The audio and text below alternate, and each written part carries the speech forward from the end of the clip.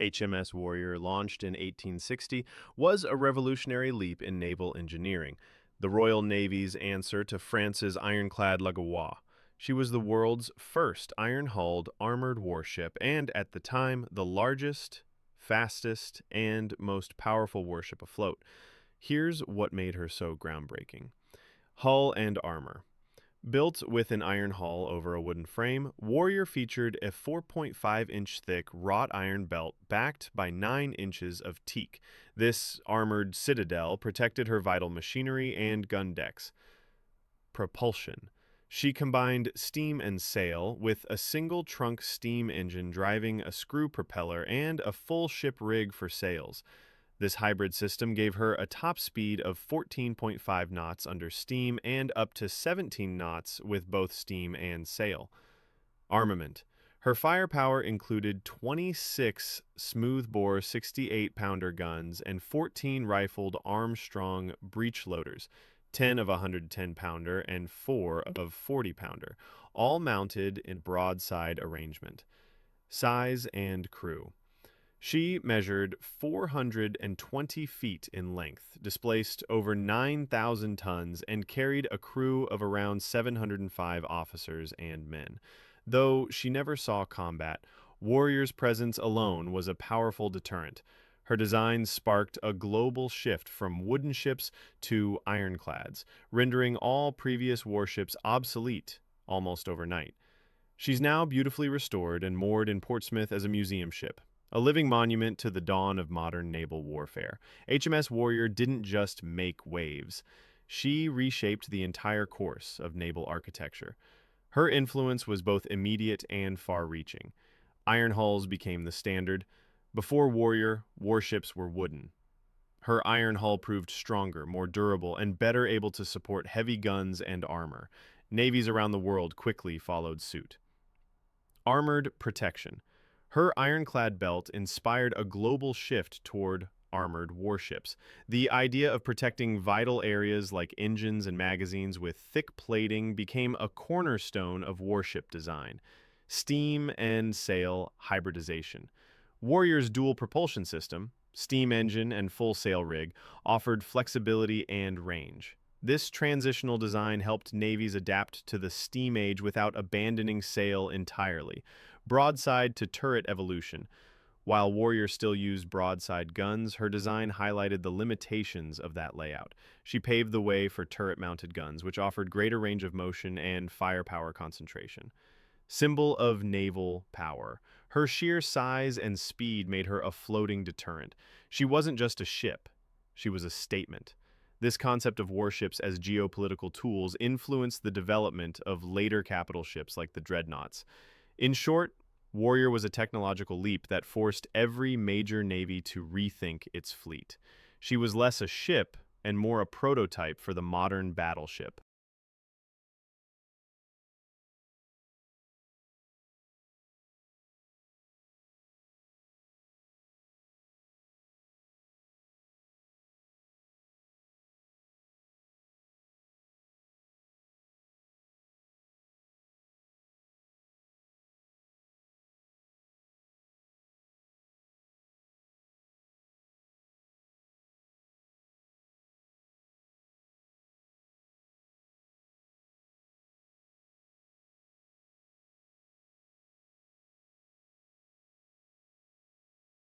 HMS Warrior introduced a host of design innovations that fundamentally altered warship construction. Here are the most significant elements she changed. Iron hull construction. Unlike earlier ships with wooden hulls, Warrior had a fully iron hull. This allowed for greater structural strength, enabling her to carry heavier guns and thicker armor without compromising speed or seaworthiness. Armored citadel. She featured a central armored box 4.5 inches of wrought iron backed by 9 inches of teak, protecting her engines and magazines. This was a radical departure from the unarmored broadside ships of the line. Integrated steam and sail propulsion. While steam engines had been used before, Warrior combined a powerful steam engine with a full sailing rig in a way that allowed for long-range cruising and high speed. Her retractable propeller reduced drag under sail, an innovative feature at the time. Gun layout and firepower. Though she retained a broadside arrangement, her guns were more powerful and mounted on a single deck, simplifying gunnery and improving stability. She also carried Armstrong rifled breech loaders, which were cutting edge at the time. Speed and size. At over 9,000 tons and 420 feet long, she was the largest and fastest warship afloat when launched. Her speed of 14.5 knots under steam made her capable of outrunning any opponent she couldn't outgun. In essence, Warrior was the first warship to fully integrate iron construction, steam propulsion, and heavy armor into a single cohesive design.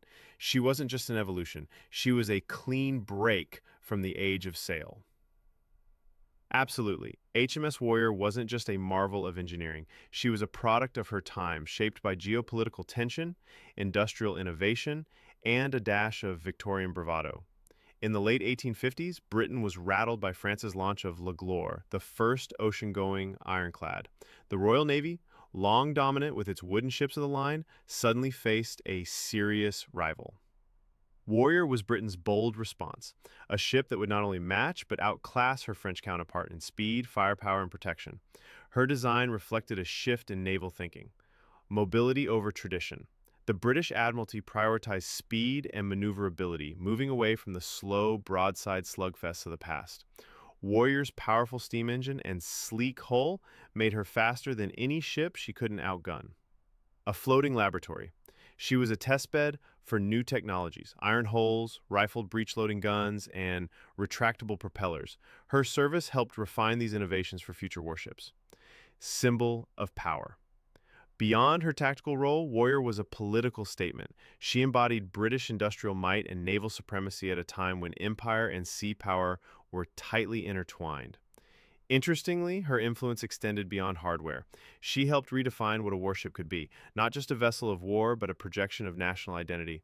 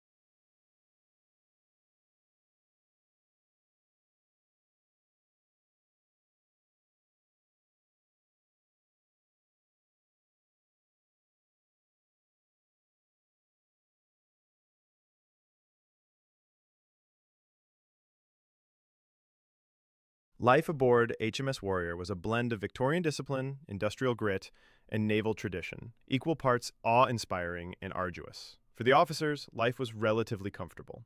They dined in the spacious wardroom, complete with fine china, polished brass, and even a piano. Their quarters were private or semi-private, and they had access to a library and writing desks.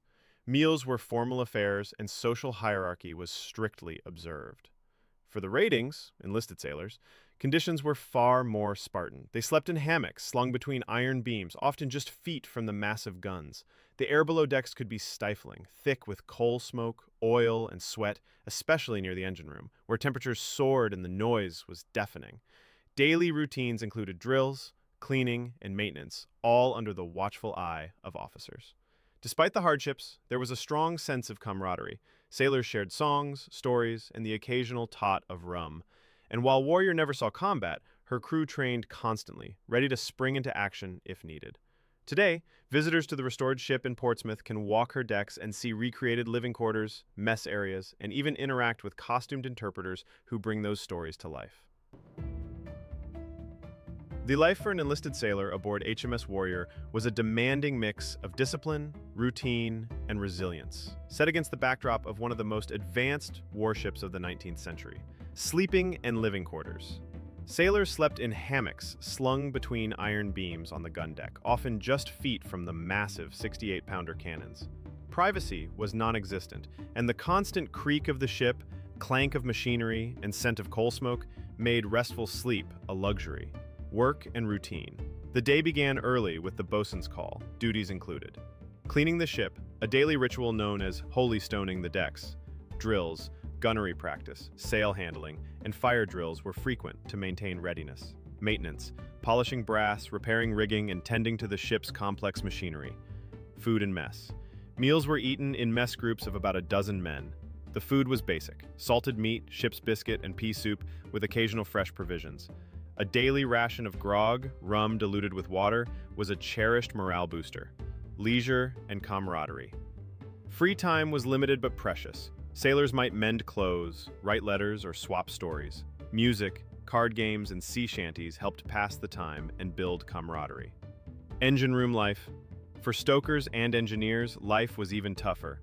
The engine room was a sweltering, deafening space where coal had to be shoveled constantly to keep the steam engine running. It was hot, dirty, and was physically punishing. Slept in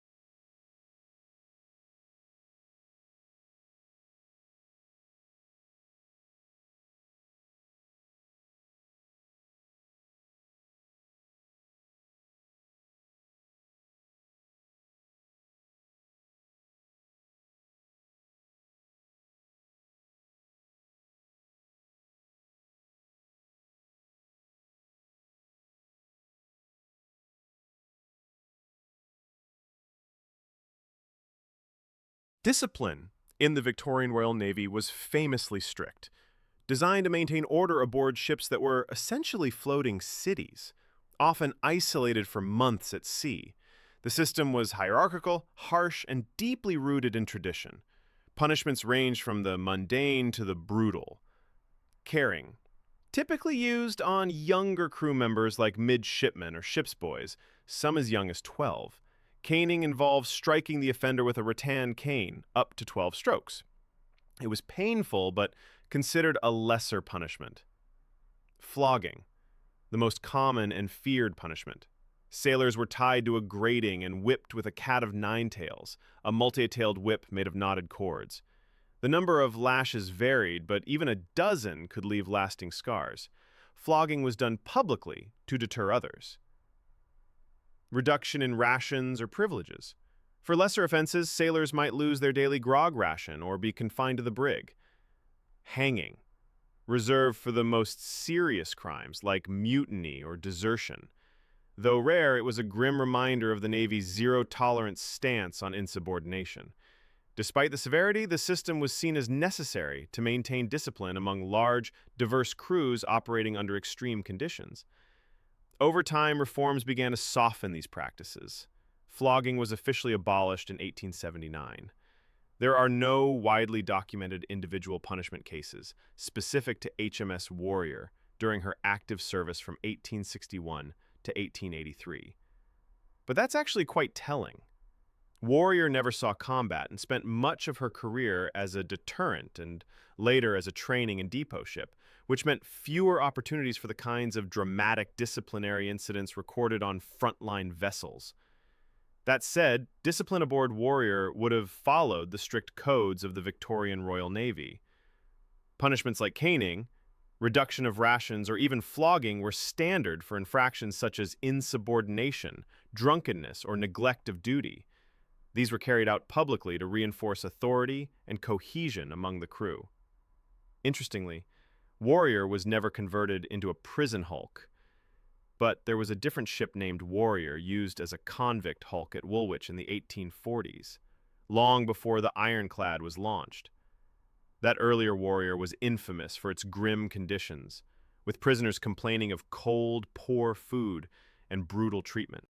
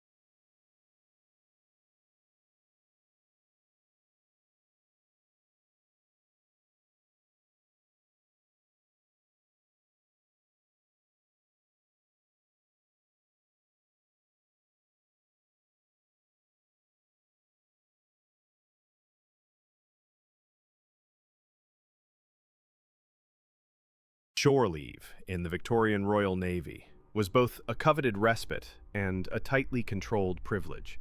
For sailors who spent weeks or months at sea in cramped, disciplined conditions, stepping ashore offered a rare taste of freedom, but it came with strings attached.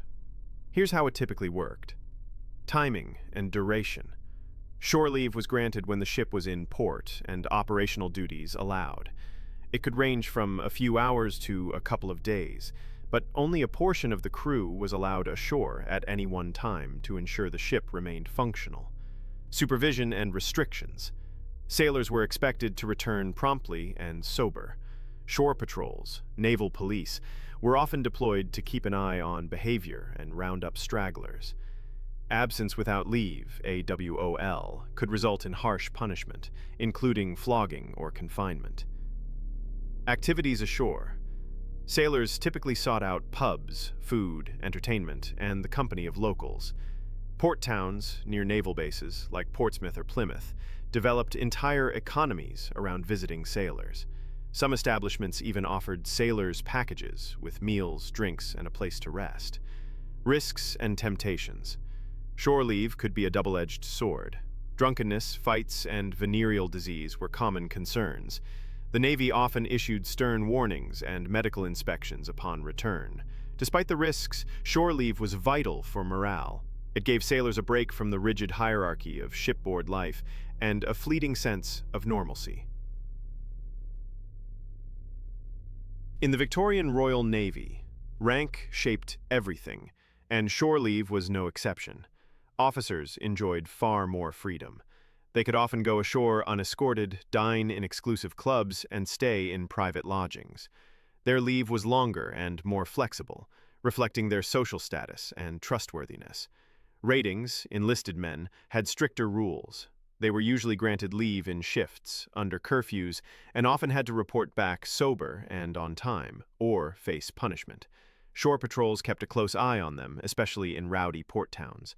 Privileges like these reinforced the rigid class structure aboard ship, where even leisure time was a reflection of hierarchy. Evolution into the 20th century. As the Royal Navy modernized, so did its approach to shore leave. World War I and II.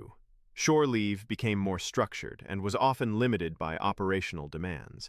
However, navies began recognizing its importance for morale. Amenities ships were even deployed to remote anchorages to provide recreation when ports weren't available. Post-war reforms. By the mid-20th century, shore leave was increasingly seen as a right rather than a privilege. Welfare programs, sailor hostels, and organized excursions became common. The rise of naval unions and changing attitudes toward enlisted men helped level the playing field between ranks.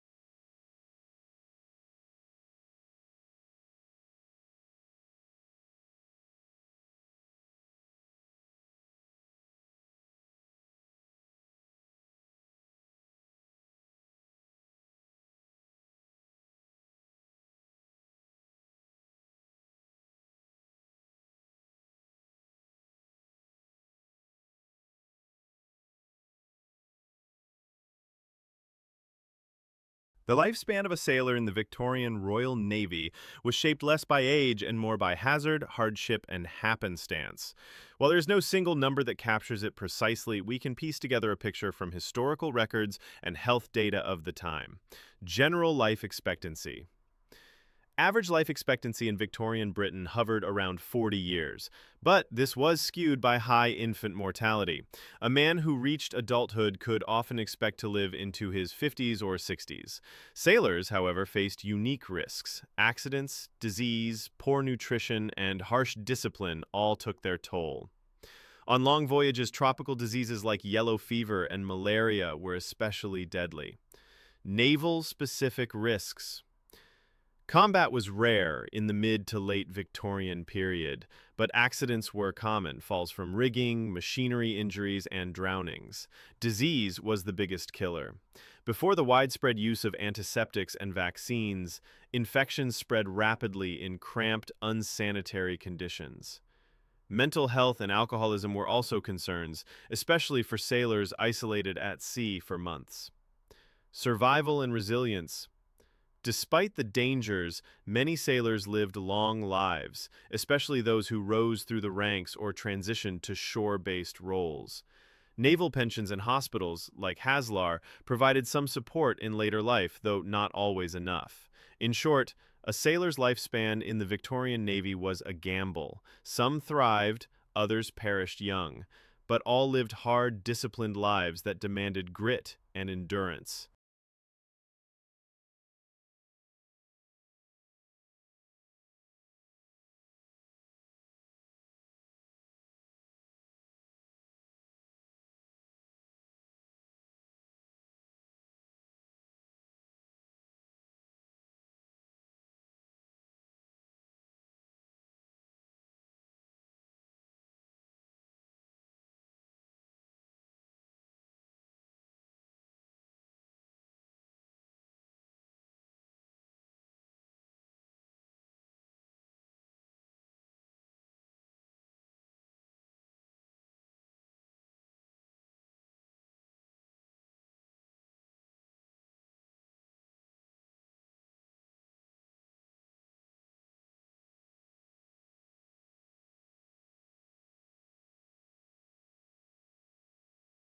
The evolution of medical care aboard ships is a story of trial, tragedy, and tenacity, shaped by centuries of seafaring hardship and scientific discovery. Early days, 17th through 18th centuries. In the age of sail, medical care was rudimentary at best. Ship surgeons were often poorly trained, and supplies were limited to crude instruments and herbal remedies. The biggest killers weren't cannonballs, they were scurvy, dysentery, and typhus. James Linn's 1747 experiment aboard HMS Salisbury, which proved citrus fruits could prevent scurvy, was a turning point in naval medicine. 19th century, the Victorian Revolution. By the time of HMS Warrior, medical care had improved significantly. Trained surgeons. The Royal Navy required formal qualifications, and surgeons were respected officers. Dedicated sick bays. Ships had designated medical spaces with better sanitation and ventilation. Naval hospitals. Facilities like Haslar and Stonehouse provided post-cruise care and surgery ashore. Preventive measures. Quarantine protocols, improved diets, and early vaccinations helped reduce disease outbreaks. Still, tropical diseases like malaria and yellow fever remained deadly, especially on overseas stations. Naval physicians like Alexander Bryson pioneered early epidemiology to combat these threats.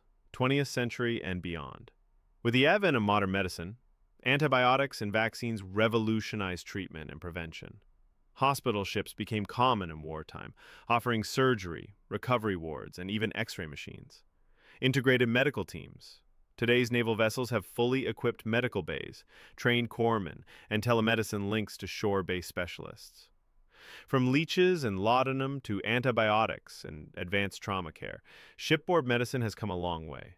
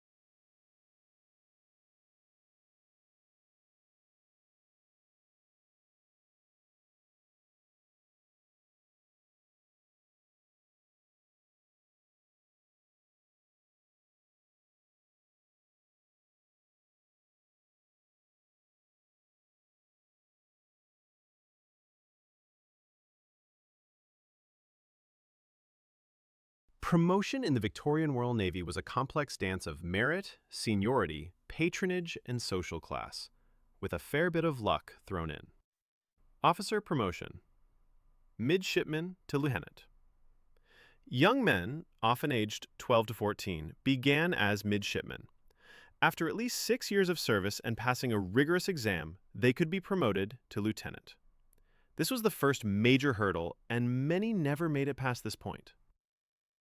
Lieutenant to commander. Promotion from lieutenant required not just competence, but also vacancies and connections. A lieutenant might wait years for a chance, often relying on influential patrons or distinguished service. Commander to captain. Once promoted to commander, formerly master and commander, an officer might be given charge of a smaller vessel. Promotion to post captain was a major leap, often based on seniority and reputation. Once posted, an officer was on the path to flag rank. Flag rank: admirals. Advancement from rear admiral to vice admiral and admiral was largely by seniority, not merit. This meant some officers were promoted simply by outliving their peers. Enlisted men. Promotion among the ratings was slower and more rigid. Landsman, able seaman, petty officer. Advancement depended on experience, skill, and conduct. Petty officers held authority and technical roles, like boatswain or gunner's mate. Warrant officers. Skilled specialists, for example, carpenters, sailmakers, surgeons, could rise to warrant officer status, a respected but distinct track from commissioned officers.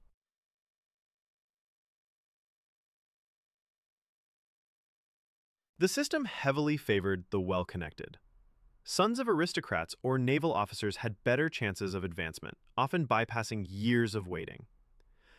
Patronage, recommendations from senior officers or politicians, could make or break a career.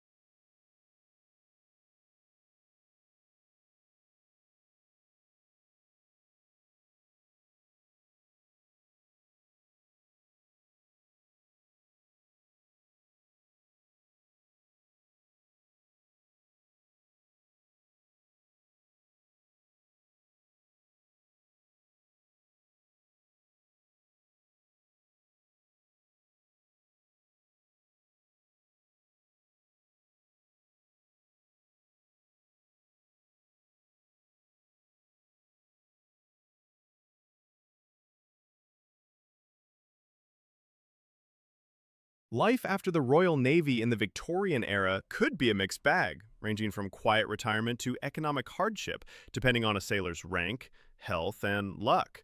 For officers, retired officers often fared reasonably well. Naval pensions were available, especially for those who had reached the rank of lieutenant or higher. Many took up civil service roles, became magistrates, or worked in colonial administration. Some continued in maritime careers, commanding merchant ships or working for shipping companies like the East India Company. Their social standing and education gave them more options, and they were often welcomed into genteel society. For enlisted sailors, life was tougher for the average rating. Pensions were limited and often required long service, typically 20-plus years. Many became dock workers, fishermen, or laborers, using their seamanship in civilian trades. Some struggled with poverty, injury, or alcoholism, especially if they had no family support or transferable skills. Naval hospitals like Haslar offered some medical care, and sailors' homes or charities provided shelter and meals, but these were often overcrowded and underfunded. Legacy and identity. Despite the challenges, many veterans retained a strong sense of pride. They might wear their medals on special occasions or gather at naval reunions. Their service was a badge of honor, even if civilian life didn't always reward it. Many Victorian-era Royal Navy veterans played a pivotal role in shaping the next generation of sailors by helping to establish and run naval cadet training programs. Their experience, discipline, and deep knowledge of seamanship made them ideal mentors for young recruits entering a rapidly modernizing Navy. Veterans as mentors and instructors. Retired or long-serving sailors often became instructors on training ships like HMS Britannia or Exmouth, where boys as young as 12 were taught navigation, gunnery, and naval etiquette.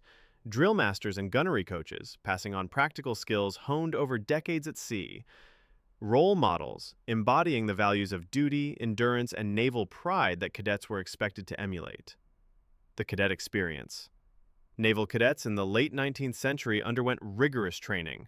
Academic subjects like mathematics and navigation, physical training including swimming and rope work, moral instruction often delivered by veterans who emphasized honor, obedience, and loyalty. Veterans brought authenticity to this training. Many had served in the Crimean War, the China Station, or aboard pioneering ships like HMS Warrior.